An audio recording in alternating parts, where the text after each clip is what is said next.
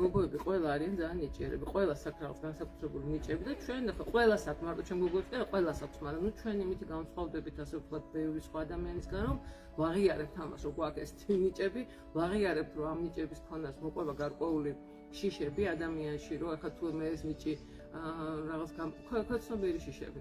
ეს ნიჭი თუ გამოვიყენე, მე ეს რა თქმა უნდა რეალიზება გავუყან ვაქციო პროდუქტად, მე ეს პროდუქტი უნდა შევთავაზო ვიღაცა ეს შეთავაზება არ შემიძლია. აქ გაჭედილი მაგ უჩიკუი დამემართა რაღაც ნერვოზ დამემართა იმისგან რომ ამოთქმა არ შემიძლია სიტყვების. მე უნდა გავყიდო, გაყიდვაზე ხო საშინელი შიში მაქვს, იმიტომ რომ არ ვიცი ჩემი საკუთარი ფასეულობა და შესაბამისად ჩემი პროდუქტის ფასეულობა სხვას როგორ გავაგებინებ და ასე შემდეგ. მოკლედ უამრავი შიშები მოყვება ამას, მაგრამ ჩვენ ამაზე ვმუშაობთ. და ბოლოს მივიდივართ ხოლმე იქამდე, რომ გოგოები ან ქმნიან ახალ პროდუქტს, ან რაც აქვთ იმას კიდევ უფრო ანვითარებენ და ასე შემდეგ. მაგრამ ნახეთ,